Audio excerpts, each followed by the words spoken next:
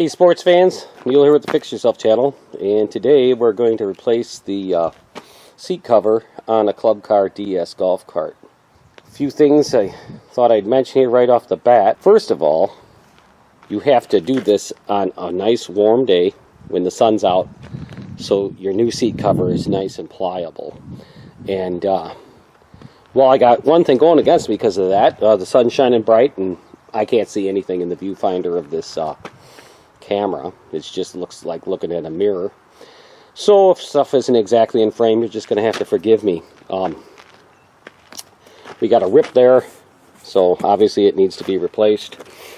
You can get these seat covers online fairly cheaply, just under 50 bucks usually. Okay, so there's a new seat cover. Now the thing is about it, the color wise, at least on club cars, they change the shade of these seat covers by the very slightest amount from one series to the next. So there's a different seat cover for up to 97 or something like that, and then there's one from 97 to 2002, and so I got a 2003 golf cart. I did my best to match it. And they'll say beige and buff. Well, that's about the same color to me. And when you look at the thumbnail pictures on eBay or Amazon, you know it's hard to tell exactly what color it is. So I guessed, and I think I guessed right. This old seat is a little teeny bit lighter, but you know, maybe it faded.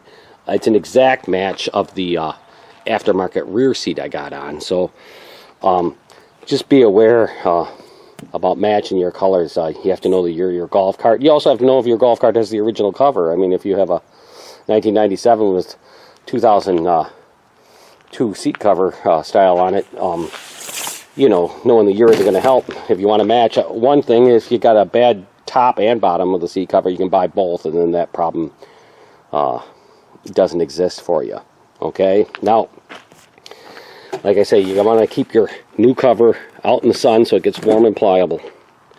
And then you look underneath here, what you got to do to take one of these things apart. We're going to have to remove the hinges and these side bolsters, whatever you want to call them. You know, those handles, whatever keeps you from falling out of the seat when you go around a corner.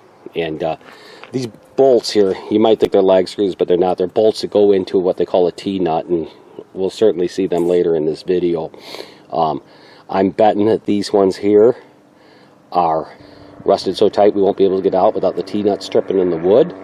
So that's a problem we're going to have to overcome almost certainly later on. What I got here, this is just an old bungee cord that was broken. I put on with a lag bolt there, just drilled a hole through it. And I just hooked this hook around the steering wheel of the golf cart when I want to hold up the seat. Like if I'm jumping the battery or checking the oil or whatever, just kind of a handy little addition. That's what this has. Obviously, anyone you're working on probably doesn't have that, but that's the explanation for that. So let's get started on taking this thing apart. You'll find that there's a million staples holding this on, and there's a reason for that, because when you're putting on this seat cover, you have to work at it just a little at a time and be very careful to make sure you got it stretched tight and there aren't any wrinkles in your seat cover. So you're going to end up having a million staples. It looks like they, you know, would have gone overboard on the staples. Once we remove this plastic, you'll see what I mean. But that's pretty much the way it has to be. You have to use a lot of staples. I'm going to get some stainless steel staples so, you know, they don't rust and drip rust all over. Although these ones seem to have held up fairly good. Maybe even these are stainless steel, and eventually cheaper stainless steel will even get some rust on it. They're not too bad, but I'm going to run and get some stainless steel staples. Alright, sports fans, hopefully this is in frame. It's hard enough to see if something's in frame when you're using a tripod in ideal conditions, and that viewfinder just looks like a mirror to me pretty much, unless I tried to shade it as much as possible. That's a Canon 800 Vixie, I think is the name, camera, and I really like it, except for that glare on the viewfinder, and I suppose any camera of that design is going to have the same problem. But boy, if someone could recommend to me a camera that would you know, alleviate that problem, I'd appreciate you putting something in the comments about that. What's a good camera where you can actually see through the viewfinder. Okay, so we're going to remove these hinges, and we're going to remove these bolsters, whatever you want to call these things that they keep your ass in the seat when you're taking a sharp turn. Chances are these bolts will come out just fine, but I bet these bolts here will just spin in the T-nut. Let's find out.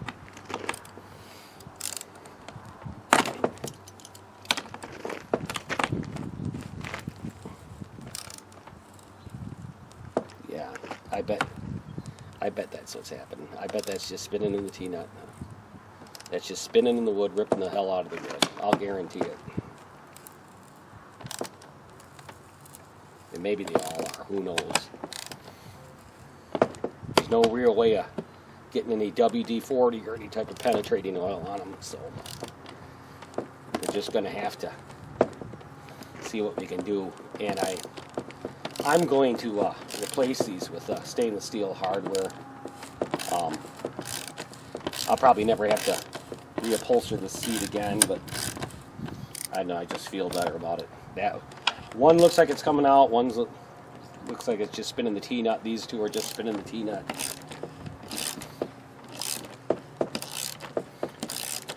That one seems to be coming out. That one seems to be spinning the T-nut. Now, I'm going to shut down my camera here right now because no one wants to watch someone just turning bolts out all the way. But probably what I'm going to end up doing here, I bet I'm going to end up having to grind these heads off these bolts. Or I could just spin them until it just works through the wood. I'll have to decide how I'm going to handle that. And I'll let you know once I do. Okay, so what I did here is I wrote front with a Sharpie on the front side of this seat board, just so I don't make a mistake and put the seat cover on backwards. There is a difference between the front and back of the seat cover, so you have to install it the right way. I mean, I should be able to tell because the screw holes for the hinges are on the front, but I'm just not taking any chances. Right front there, I think that might prevent a mistake. Alright, this is where I'm at. 2 bolts I was able to remove, 1 snapped off, and all the rest are just spinning the T-nuts. So there's a number of things you can do here. What I'm going to try, you could grind the heads off with a die grinder, but that's going to create heat and maybe melt that plastic. Wouldn't destroy it, but if I can avoid it, I'm going to try.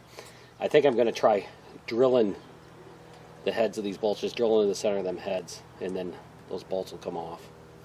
And then we're going to have to come up with an alternative plan, because obviously a T-nut isn't going to work in any of these places where they stripped out. And I think I already got an idea what I want to do on that. Alright, I got one of these, this first bolster off. I drilled off the head of that one bolt, and this is how I did it. I found the approximate center here, and I used one of these punches like that to at least get a mark on it. Then I use a regular center punch to get even better mark on it. Then I took a small drill bit and I got a dimple started here. At least that's my intention.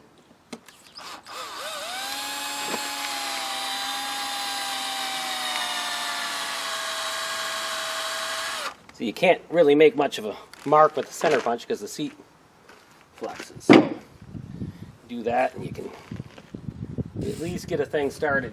So you can start your larger drill bit. And then I just take my larger drill bit here.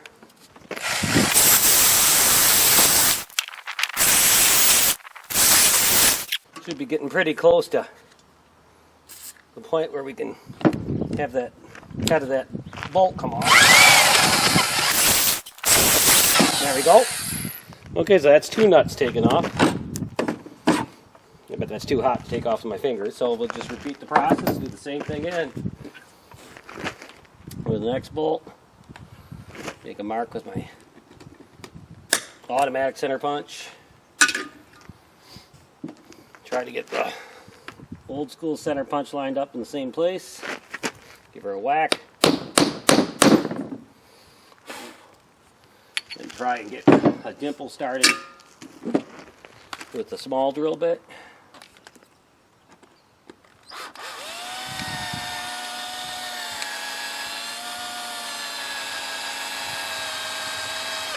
All right.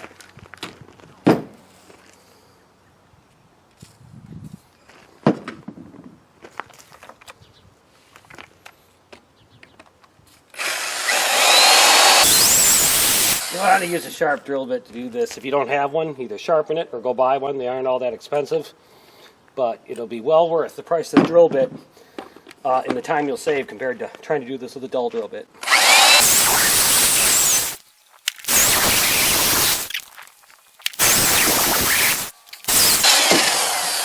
There we go.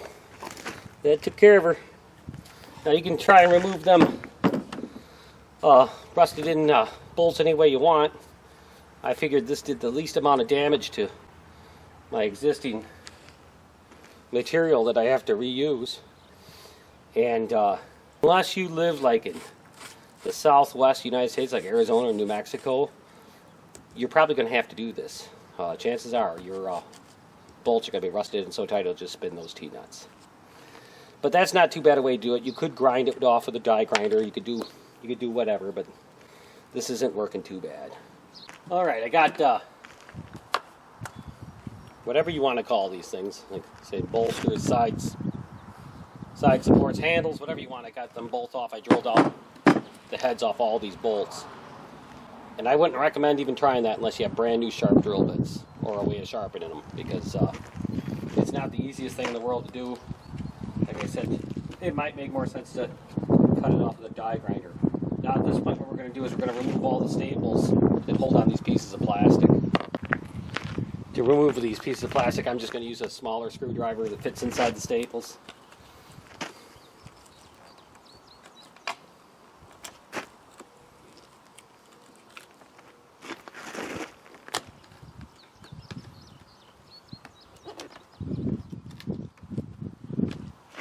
And I'll probably also use a pliers to pull them out. Seems like the screwdriver will make one side come up and not the other, so pull them out with the pliers. Some are barely in there at all, nothing even holding them on, and some don't want to come out for anything, so just a kind of a tedious process. Alright, once you get those pieces of plastic on the front and back and the staples pulled out so that's removed, then you can remove the fabric itself. There's about 100,000 staples holding it on, but the old fabric you really don't have to worry about saving. You can pretty much tear it off and remove the staples later. So that's what I'm going to work on now, and I'll get back to you when it's all done. Alright, I'm kind of at an impasse here. This is what those U-nuts look like, and I don't know if that's even showing up on camera or not because the glare on the viewfinder is so bad, but the problem is they rusted out and the bolts would snap off in them, and they'd spin around, and see those prongs are supposed to stick in the wood, so they'd spin there, and so now that's all gouged out and thin. Also, this side of this wood is in pretty good shape. This is the bottom side. It's not in too bad a shape, but in some areas, like right there, it's got a little bit of rot where your staples are going to want to bite down, and so that's not really the best. So I think this is symmetrical. I'm going to draw a line around it with a pencil. Okay, trace the outline of this, and then I'm going to flop it over and see if it's symmetrical. If it's symmetrical, I'll end up having it so that this side will be the top, the foam will be touching this side, and this side that's in nicer shape is going to be the bottom side. Now, that takes care of one problem. The other thing is if I attempt to use these U-nuts on the other side, there's not much meat there and probably break through. Oh, by the way, these are T-nuts. These are T-nuts, excuse me. There's a such thing as U-nuts, but it's a different thing. These are called T-nuts. I can't hardly put these in from the other side because they'll just make that a big hole right through there. So right now I'm entertaining the thought of taking a strap of steel about that long, drilling some holes in it and threading them, and doing a similar thing. So actually about this long. I need one for there, and one for there. So 3 small straps of steel on each side, and then the foam would set on top of that, so it's not going to hurt if you have like a 1/4 inch of steel sticking up. I think that's the way I'm going to do this. Okay, my other alternatives would be to cut a whole new piece of board, or the other thing I could do is I could put a bolt through there with a nut on this side of it and have it act like a stud, and use nuts to hold it on instead of bolts. But I'm afraid those studs might get in the way when I'm upholstering it and make upholstering it difficult.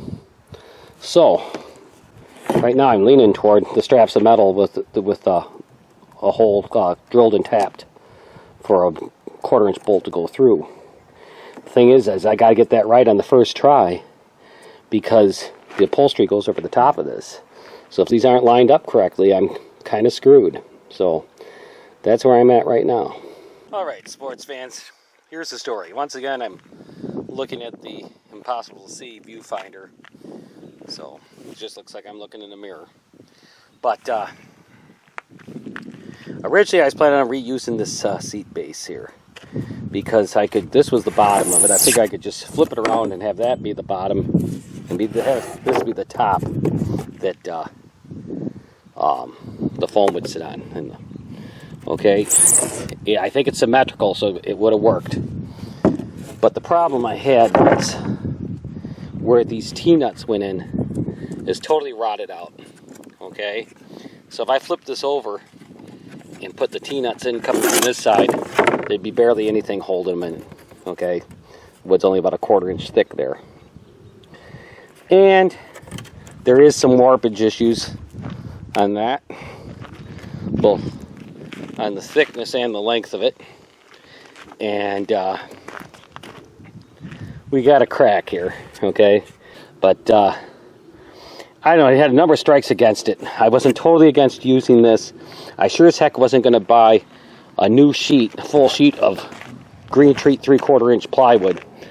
So I thought I'd let fate decide, and I went to my local big box retailer, and they did have cut pieces of 3/4 inch green treat plywood, just about the size I need. I got to trim it down a bit, and it was less than 20 bucks. So I decided to go that route, so we're going to replicate that piece of wood for the seat base. So what I'll do is I'll lay out the lines. I'll just trace that onto this new piece of board I bought, rip it to the right thickness, and cross cut it to the right length, then get out my jigsaw and cut those indentations and the curved corners and the hole saw for the holes.